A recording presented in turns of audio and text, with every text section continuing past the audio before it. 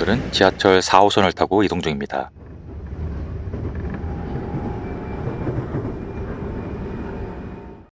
This stop is Oido. Oido. This is the last station. 4호선의 종점은 경기도 시흥에 있는 오이도역입니다. When you leave the train.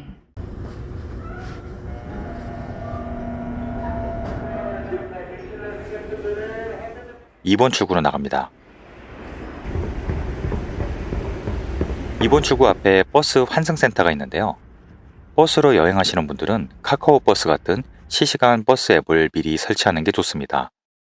특히 배차 시간이 긴 지방여행을 할 때는 더욱 필수입니다. 이렇게 실시간으로 버스 위치를 알 수 있어서 편리합니다. 오늘 제가 탈 버스는 790번인데요. 오이도역에 약 50분에 한 대씩 있는데요. 정류장의 시간표를 사진을 찍어 두시고 5분 정도 여유를 두고 기다리시길 바랍니다.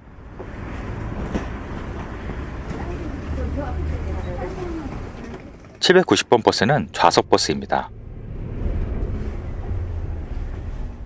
수도권에서 유일하게 바다를 4번 건너는 노선입니다. 출발한 지 20분 만에 첫 번째 바다를 만날 수 있는데요. 바로 시와방조제입니다. 긴 방조제를 건너며 바다를 볼 수 있었습니다.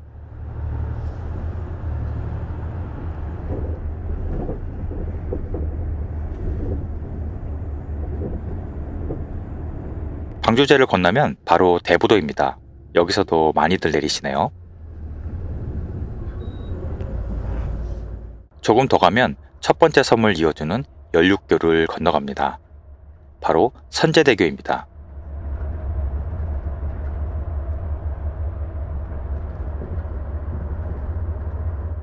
선제대교를 건너자마자 선제대교 입구 정류장에서 내립니다. 오이도에서는 약 40분쯤 걸렸습니다.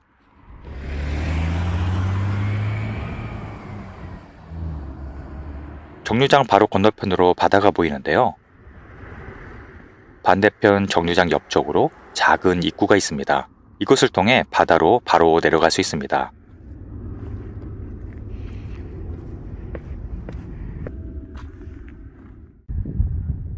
저 앞에 보이는 섬은 선제도에서 걸어서 들어갈 수 있는 목섬이라는 작은 섬입니다. 지금 보면 마치 원래 선제도와 연결된 섬으로 보이는데요.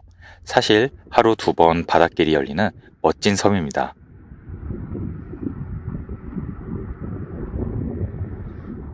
검색창에 선제도 물때라고 검색하시면 바다타임이라는 사이트가 나옵니다. 여기서 위에 있는 바다 갈라짐을 클릭하시면 확인하실 수 있습니다. 바다로 내려가려면 바닷가 산책길을 따라 조금 올라가시면 됩니다.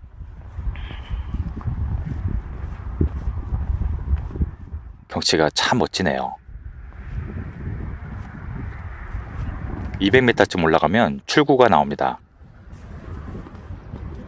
선제대교 바로 아래인데요. 목섬으로 바로 가도 되지만 시간이 여유가 있으면 왼쪽으로 가서 섬 마을을 구경하는 것도 좋습니다.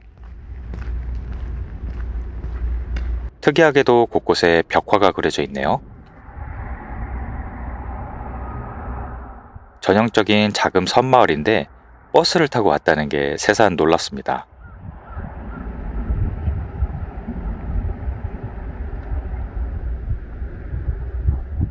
선제대 마을은 작고 아담한데요. 모든 집들이 제각각의 벽화를 가지고 있습니다.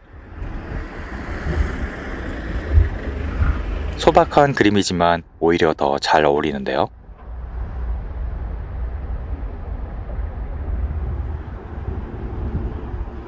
실제 주민들이 거주하는 마을이므로 서로 에티켓을 지켜야겠죠?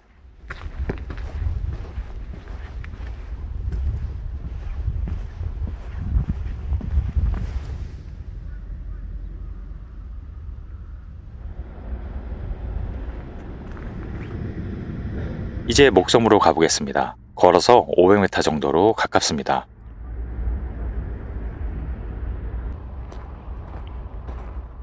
해변에 예쁜 조형물이 있네요.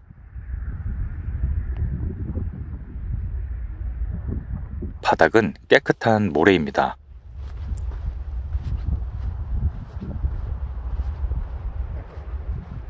목섬에 가까이 갈수록 더욱 놀랐습니다. 신기하게도 다른 곳은 다 갯벌인데 목섬으로 들어가는 길만 단단한 모래입니다. 그래서 갯벌에 발이 빠질 걱정 없이 누구나 쉽게 걸어 들어갈 수 있습니다.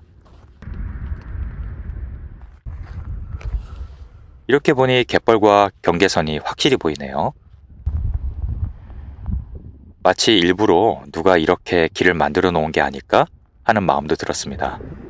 조금 더 위에서 보면 더욱 확연히 길이 보입니다.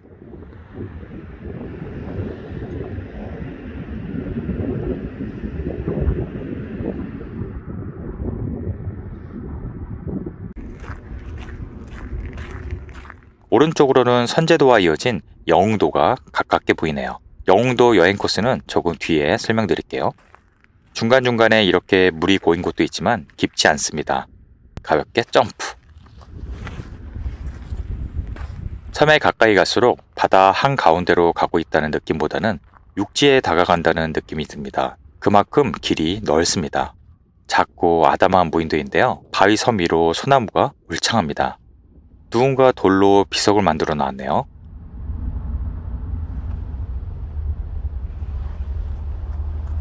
이 섬은 원래 이름은 항도라고 하며 독도처럼 자연 환경이 우수해서 특정 도서 15호로 지정된 섬입니다. 이렇게 멋진 섬이 이렇게 가까운지 미처 몰랐네요. 바닷길은 목섬에서 끝나지 않고 그 뒤로도 한참 이어집니다. 끝이 보이지 않을 정도네요. 시간이 되신다면 좀 더 걸어가 보셔도 좋습니다. 바다 쪽에서 목섬을 바라보면 뒤쪽은 또 다른 모습으로 보입니다. 버스로 쉽게 올 수 있는 목섬은 꼭 한번 찾아볼 만한 절경입니다.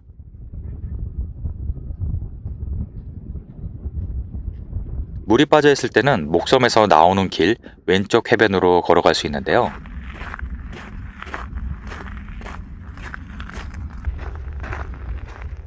왼쪽 해변에는 멋진 카페들이 자리 잡고 있습니다. 마치 쿠바나 동남아시아의 해변을 연상시키는데요. 지금은 겨울이라 야외에 사람이 없지만 날씨가 따뜻해지면 찾아오는 사람들이 많다고 하네요. 이렇게 방갈로에서 바다를 보면 정말 외국의 해변에 온 것 같은 느낌이 들 것 같습니다. 다음 버스 시간이 여유가 있으시다면 따뜻한 커피 한잔 하면서 기다리는 것도 좋겠습니다. 참, 바다에는 작은 포토스팟도 많아서 사진 명소로도 유명하다고 하네요.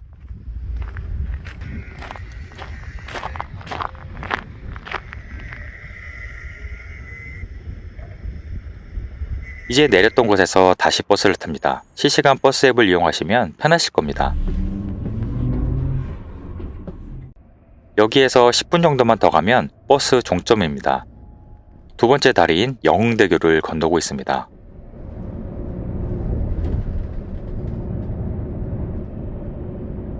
영흥도는 선제도보다 훨씬 더 규모가 큰 섬입니다.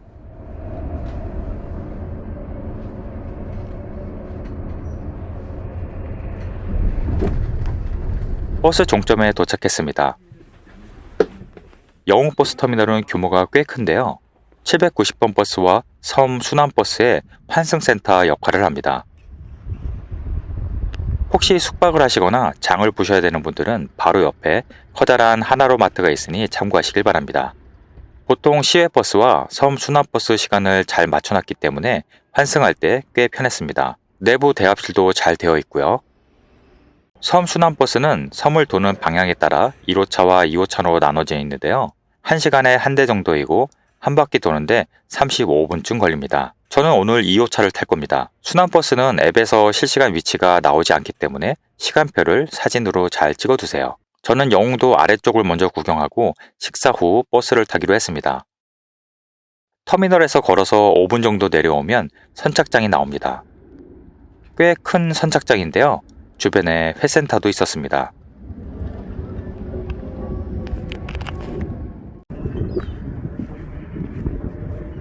저 작은 섬의 이름을 잘 모르겠지만 신기하게도 영흥대교 교각과 연결이 되어 있네요.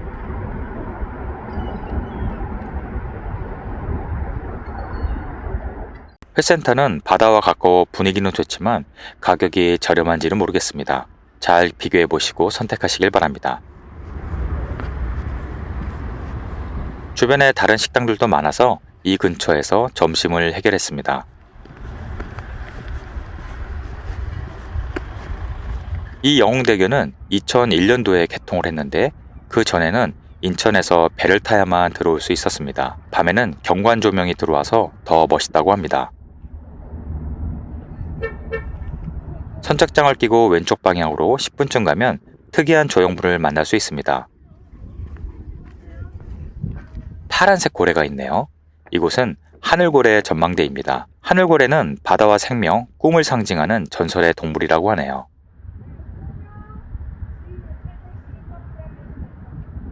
이 고래는 스테인레스로 만들어져 있다고 합니다. 오늘 해무 때문에 전망이 조금 아쉽네요. 주민들께서 열심히 작업 중이신데요. 일반인들은 들어갈 수 없습니다. 밤에 다리를 보면 더 멋있겠죠?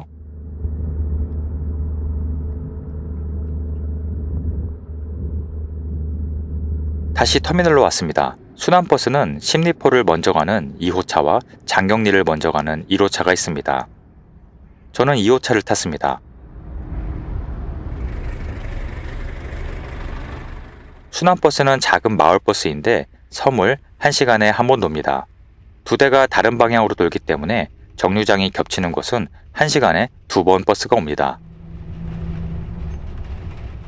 지금은 바닷물이 많이 빠져 있네요.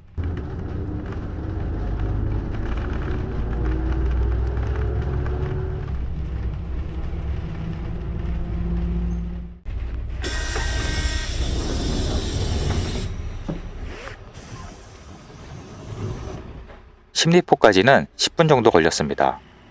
예쁜 길냥이들이 정류장을 점령했네요.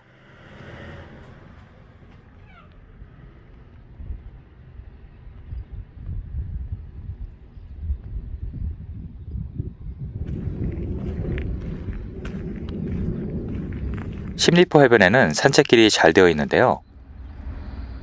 산 쪽으로 가는 순마루길과 해변을 걷는 해안길로 나눠집니다. 특히 이곳은 소사나무라고 하는 특별한 나무의 군락지가 있어서 보호구역으로 지정되어 있습니다. 수령이 100년 이상 된 소사나무가 약 350그루가 있다고 하네요. 특이하게도 백사장 모래 위에서 자라는 것도 희한하지만 기묘하게 뻗은 가지들이 정말 특이합니다. 겨울이라 나뭇잎이 떨어져서 나뭇가지의 모양이 더욱더 잘 보이네요. 십리포 해변길은 소사나무 숲을 따라갑니다. 참, 해변에 야영장도 있는데요. 규모가 크진 않지만 이렇게 나무 데크가 있었고 해변 쪽으론 지붕이 있는 데크가 있습니다. 여름에는 자리 잡기가 쉽지 않다고 하네요. 사이즈가 작아서 피크닉이나 작은 백패킹 모드로 와야 될 것 같습니다. 샤워장도 있네요. 성인 1인 2,000원입니다. 백사장이 꽤 넓어서 마치 동해바다 같습니다.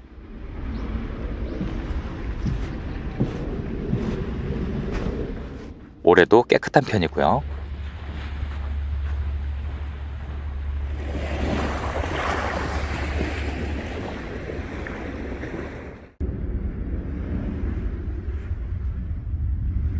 중간쯤에 갑자기 기념비가 나왔습니다. 인천 상륙작전 전초기지라고 하는데요. 알고 보니 인천 상륙작전을 성공으로 이끄는데 결정적인 역할을 한 첩보부대가 이곳에서 활동했었고 첩보부대와 이곳 주민들의 희생 덕분에 상륙작전은 성공할 수 있었다고 합니다. 해변 끝으로 가면 거대한 소사나무 한 그루가 있고 그 뒤로 데크길이 이어집니다.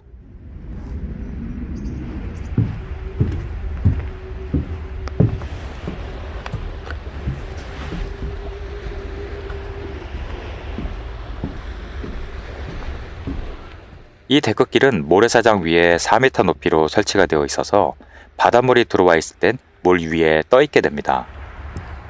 한적하게 바다 소리를 들으며 산책하기 좋았습니다.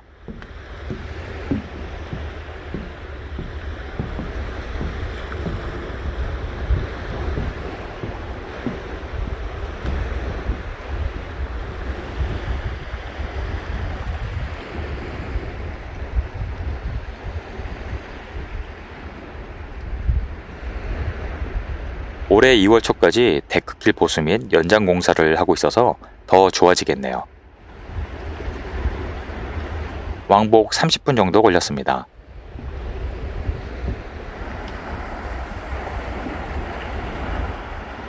해변 반대쪽 끝으로 가시면 특이한 카페가 있는데요. 마치 동남아 해변에서 볼 만한 풍경이죠. 이곳도 날씨가 따뜻해지면 사람으로 붐빈다고 하네요. 여기저기 사진 찍기 좋은 포토스팟이 많았습니다.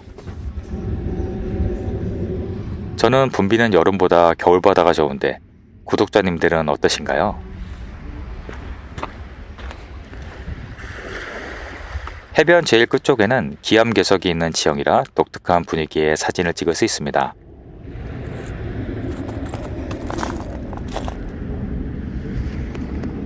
섬 순환버스는 대략 1시간에 한 대라서 내렸던 시간에 다시 오지만 손님이 없는 정류소는 서지 않고 달리므로 약간 여유를 두고 기다리시길 바랍니다. 버스는 섬을 돌아 장경리 해수욕장으로 왔습니다. 해변만 보면 장경리 해수욕장이 조금 더 크고 주변에 식당들도 더 많습니다. 개인 취향에 따라 이쪽 코스로 잡으셔도 좋을 것 같습니다. 섬 순환버스를 타고 이곳저곳 바다 구경을 하는 것도 눈이 즐거웠습니다.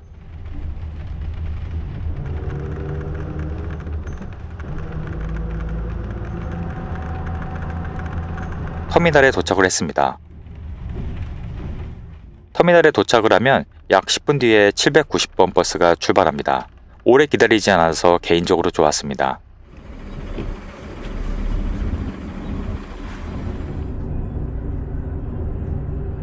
돌아가는 길에 목섬이 보였는데 이제 물이 점점 차올라 길이 없어지고 있었습니다. 대자연은 언제 봐도 참 신비롭습니다. 섬 여행객에게 참고가 되셨길 바랍니다. 오늘도 시청해주셔서 감사합니다.